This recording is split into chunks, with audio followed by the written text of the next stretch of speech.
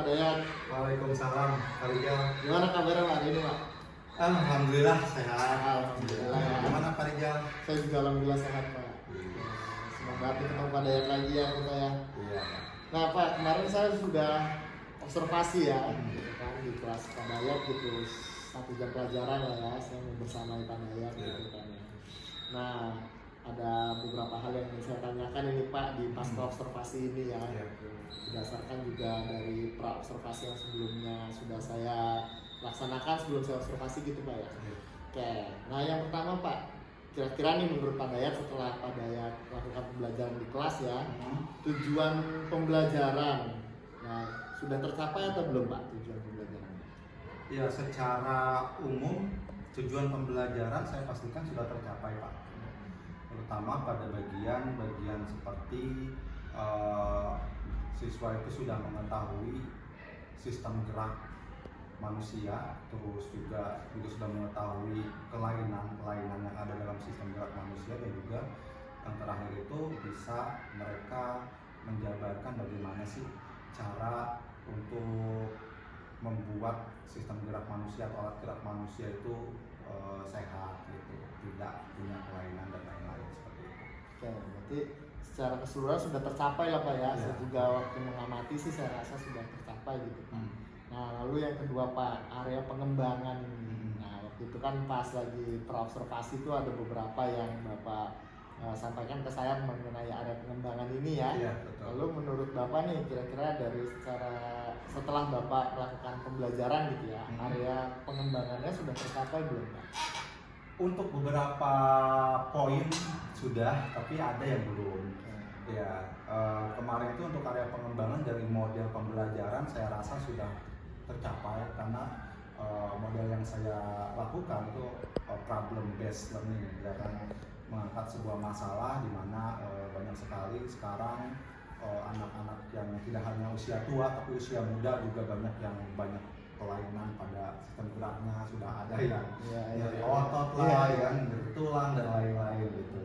Jadi secara model pembelajaran sudah, secara media juga sudah. Mungkin ada beberapa hal yang kemarin tertinggal, karena kemarin saya bilang ke Pak Rijal di pra observasi itu bahwa saya akan menggunakan juga salah satu metode wawancara. Nah, metode wawancara ini saya garis bawahi kan ke Pak Rijal kalau waktunya cukup. Nah, pada waktu itu untuk 2 JP saya pikir waktunya kurang gitu. Jadi saya tidak menggunakan itu. Tapi proses pembelajarannya berjalan dengan baik. Media yang saya gunakan baik itu audio visual dan juga demonstrasi dengan menggunakan alat peraga juga sudah ada. Jadi sebenarnya wawancara itu untuk apa ya, penguatan saja. Ya, dan itu bisa dilakukan setelah pembelajaran. Jadi biar mereka mengetahui tidak hanya secara teori saja gitu, tapi juga mengetahui bahwa oh ternyata benar loh gitu, ada orang-orang banyak banget yang mengalami gangguan-gangguan pada sistem geraknya, gitu, pada alat geraknya seperti itu. Menarik sih Pak ya, model problem based learning itu memang mengangkat suatu masalah gitu ya, saya setuju sekali gitu ya.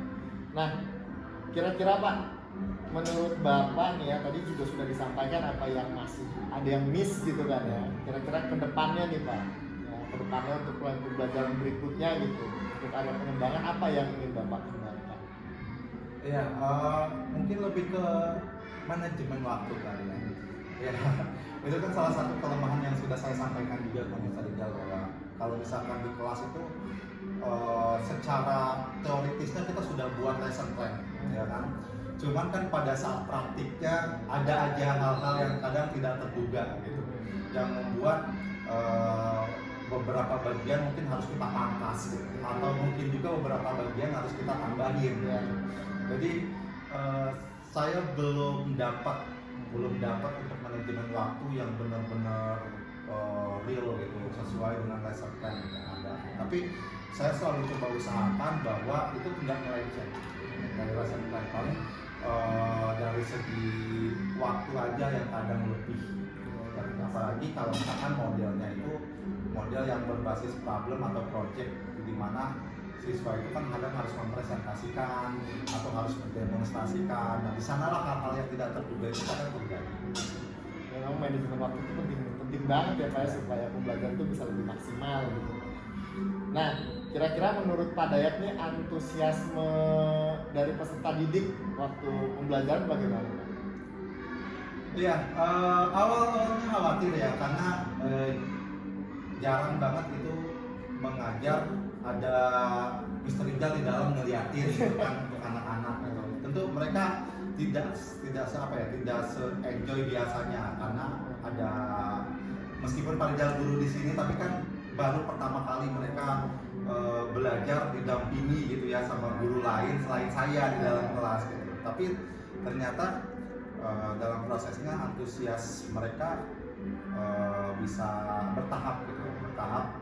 Mungkin awal-awal masih pada ragu-ragu, tapi tidak mencapai setengah pembelajaran mereka sudah mulai normal situasinya gitu, sudah aktif, sudah mau menunjukkan apa sih namanya kehadiran secara penuh di dalam kelas gitu. Ya saya lihat juga anak-anak sudah ada apa ya ibaratnya excited lah ya pembelajaran yang pada lakukan. Nah, kita sekarang ke strategi Pak. Nah, tadi ada beberapa yang sudah disampaikan, ada yang lalu mungkin anak-anak tadi adanya saya gitu ya, ada yang grogi gitu ya. Nah Bapak sebagai guru tentunya pasti punya strategi gitu, untuk hal tersebut ya.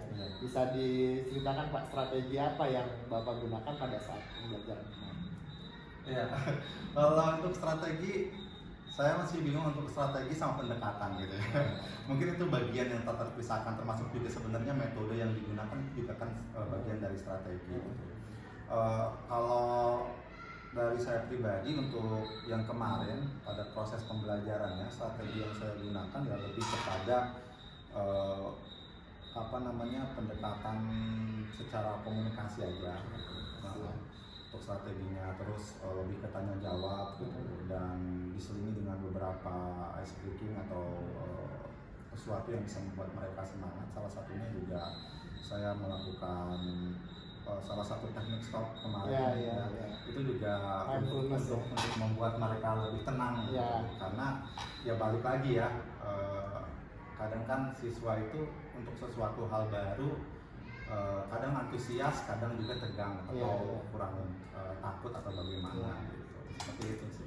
Iya, saya kemarin juga melihat Pak Dayat waktu melakukan teknik stop ya, itu sangat luar biasa, sangat berefek gitu ke anak-anak gitu ya Pak. Lalu kita masuk kepada rencana tindak lanjut Pak.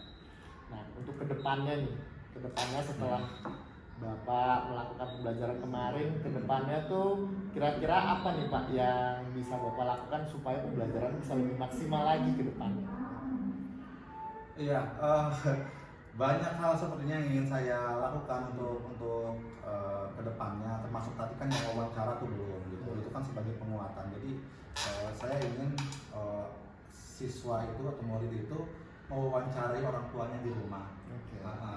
Mewawancarai orang tuanya di rumah, jadi sekaligus juga menjadi media komunikasi juga gitu dengan orang tua. Ternyata anak-anak tuh belajar ini di sekolah gitu kan. Kadang orang tua di sini kan nggak suka ngobrol sama anak gitu kan. Jadi itu juga bisa jadi salah satu cara yang saya gunakan gitu untuk kolaborasi.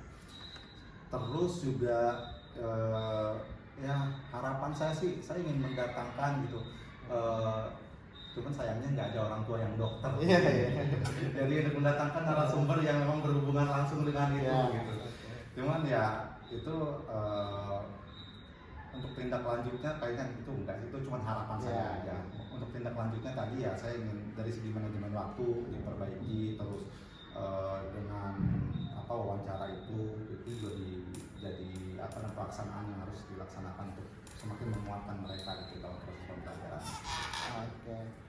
Oke, saya rasa cukup Pak, ini sangat menginspirasi ya. Kalau catatan dari saya sebagai observer gitu ya, so far sih semuanya sudah terlaksana dengan baik gitu. Apalagi saya rasa Bapak juga sudah mempraktekkan mindfulness dengan baik gitu ya. Pembelajarannya juga sudah berjalan dengan lancar, antusiasme anak-anaknya juga saya lihat sudah sangat baik lah, maksimal gitu ke depannya ya.